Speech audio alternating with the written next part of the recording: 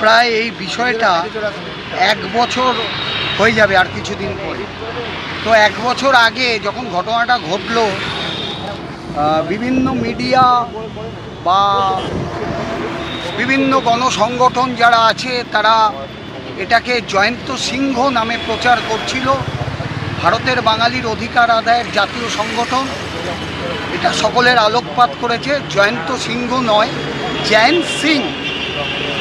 তিনি পশ্চিমবঙ্গের বাসিন্দা নয়, তিনি বিহার রাজ্য থেকে এই রাজ্যে এসে জমি দখল করে তার অট্টালিকা বানিয়েছে এবং সে কিছু রাজনৈতিক নেতাদের আশীর্বাদ নিয়ে আড়িয়াদহ কামারাটি অঞ্চলে ত্রাস সৃষ্টি করেছে।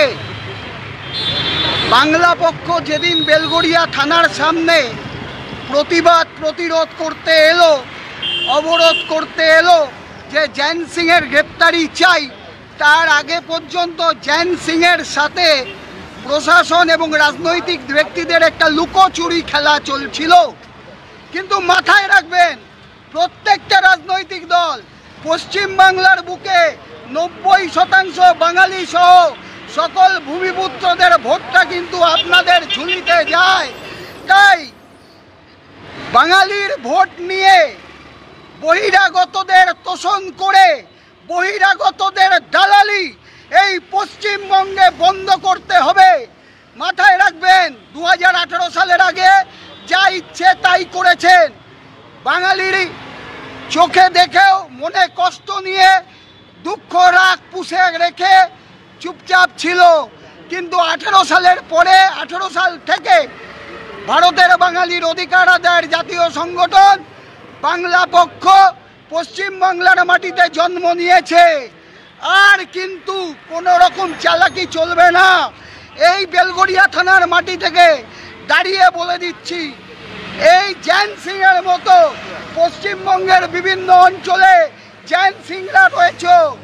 তোমাদের মাথার ওপর রাজনৈতিক দাদা ভাইদের দিদিদের হাত রয়েছে, আমরা জানি, কিন্তু তারা বাঁচাতে পারবে না 90% বাঙালি সহ সকল ভূমিপুত্রদের বাংলা পক্ষ এক ছাতার তলায় নিয়ে আসবে, তোমাদের বিরুদ্ধে প্রতিরোধ করে তুলবে।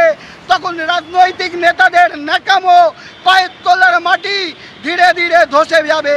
তাই বলে রাখলাম, জয়ন সিংয়ের মতো যারা পশ্চিমবঙ্গের বিভিন্ন জেলায়, বিভিন্ন অঞ্চলে, বিভিন্ন পাড়ায় বসে রয়েছ, তারা খবরদার ভুল করে নেতাদের আশীর্বাদ মাথায় নিয়ে বাঙালির বিরুদ্ধে বাঙালিকে হেনস্থা করার চক্রান্ত করো না। তাহলে কেউ না আসুক, বাংলা পক্ষ রাতের অন্ধকারে দেখবে, তুমি দরজা খুলে দেখবে ওই গুটকা জন্তু ক্রিমিনালের বাড়ির বাইরে বাকছাপ পতাকা নিয়ে বাংলা পক্ষ দাঁড়িয়ে রয়েছে। জয় বাংলা। আমরা ইতিমধ্যে জেনেছি কলকাতা হাইকোর্ট বেআইনি জমির ওপর এই জয়ন সিংয়ের অট্টালিকা, বেআইনি বাড়ি, সেই বাড়ি এখনো অক্ষত আছে।